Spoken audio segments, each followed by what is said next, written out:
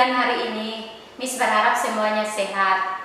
Hari ini kita akan memulai dengan ibadah kita. Namun sebelumnya saya berharap kalian duduk dengan manis agar ibadah kita pada pagi hari ini berjalan sesuai dengan kehendak Tuhan. Mari kita sama-sama berdoa. Sikap doa yang benar ya, kita berdoa. Bapa kami di surga, kami mengucap syukur untuk kegiatan kami pada pagi hari ini. Namun sebelumnya kami mengawali dengan menunaikan ibadah kami kepadamu. Kiranya Tuhan memberkati ibadah dari awal, pertengahan hingga usai. Jadi dalam nama Bapa, Anak dan Roh Kudus. Haleluya, amin. Sebelum kita mendengarkan kebenaran firman Tuhan, mari kita sama-sama menyanyikan dua buah pujian. Pujian yang pertama, bukan menari seperti dan menari. Pujian yang kedua, peganglah tanganku Roh Kudus.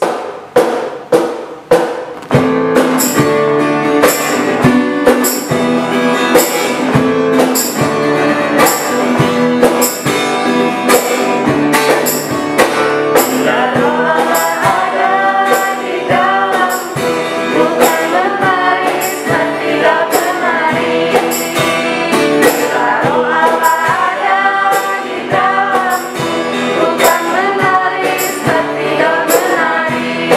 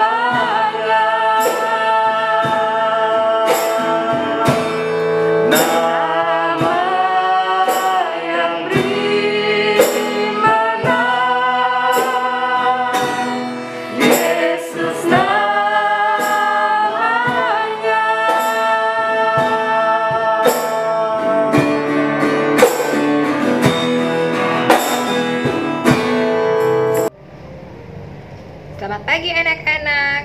Nah, tadi kita sudah bersama-sama memuji dan memuliakan nama Tuhan. Sekarang tiba waktunya kita akan mendengarkan firman Tuhan. Sebelum mendengarkan firman Tuhan, kita berdoa dulu ya.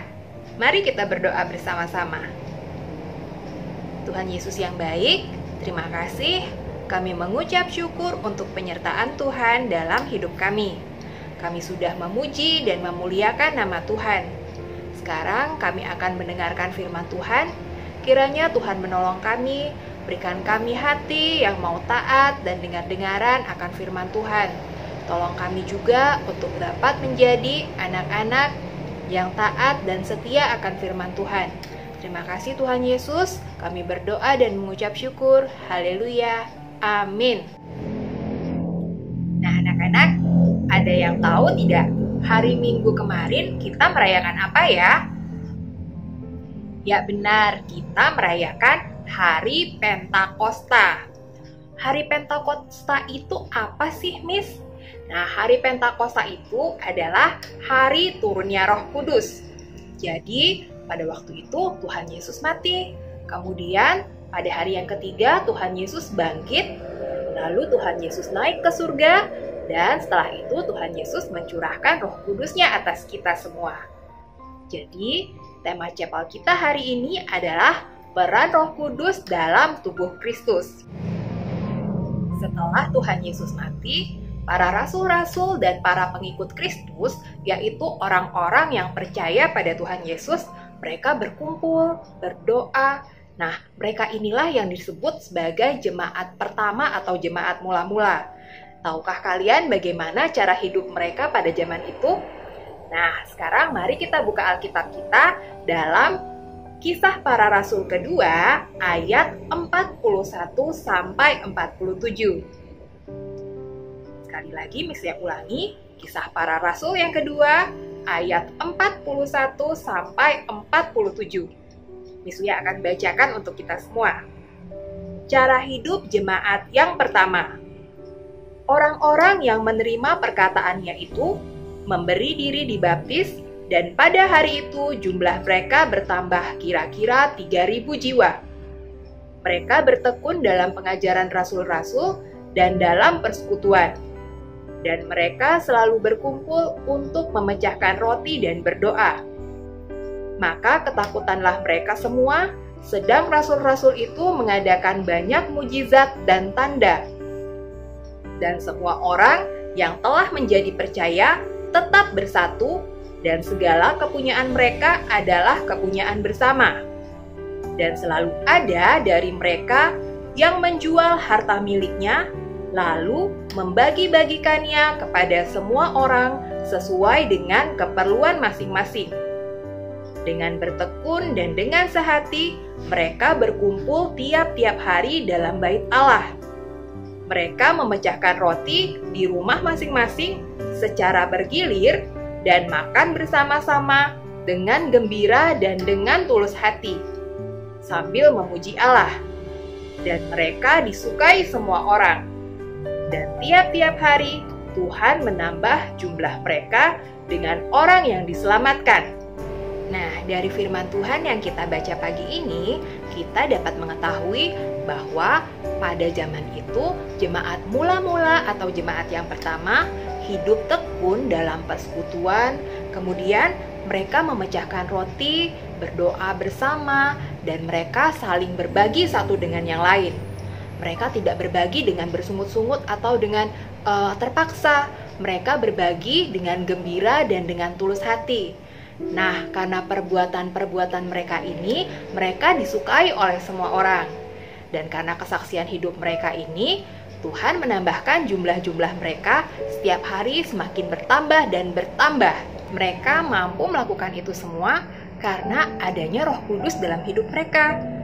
Kita juga sebagai anak-anak Tuhan harus bisa menjadi berkat bagi orang-orang di sekitar kita. Salah satunya dengan cara berbagi. Berbagi itu tidak harus dengan harta. Miss, aku masih kecil, aku belum bekerja, aku belum punya uang. Nah, kita bisa berbagi dalam banyak hal, tidak hanya tentang uang atau tidak hanya tentang harta. Ketika misalnya melihat adiknya nggak bisa belajar, tidak bisa mengerjakan tugas. Nah, kita bisa berbagi ilmu dengan adik kita, dengan sabar, mengajari adik kita untuk dapat mengerjakan tugasnya dengan baik.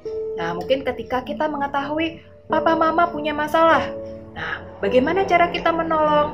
Nah, kita bisa berbagi waktu kita. Bagaimana Miss caranya? Ya, caranya kita bisa berbagi waktu kita, menyempatkan diri kita untuk berdoa bagi papa dan mama. Kemudian, bila kita mengetahui teman kita sedang punya masalah atau sedang bersusah hati, kita juga bisa berbagi waktu kita dengan dia dengan cara menghiburnya atau mungkin memberikan nasihat-nasihat yang baik. Nah, jadi walaupun kita masih kecil, kita masih tetap bisa berbagi ya kepada orang lain. Nah, tentunya Roh Kudus juga akan memampukan kita untuk melakukan itu semua. Mari kita menjadi saksi Kristus dengan cara membagikan kasih kita kepada orang-orang yang ada di sekitar kita. Mari kita berdoa. Tuhan Yesus yang baik, terima kasih kami mengucap syukur untuk kebenaran firman Tuhan hari ini yang mengajarkan kami untuk kami boleh hidup berbagi dengan orang-orang di sekitar kami.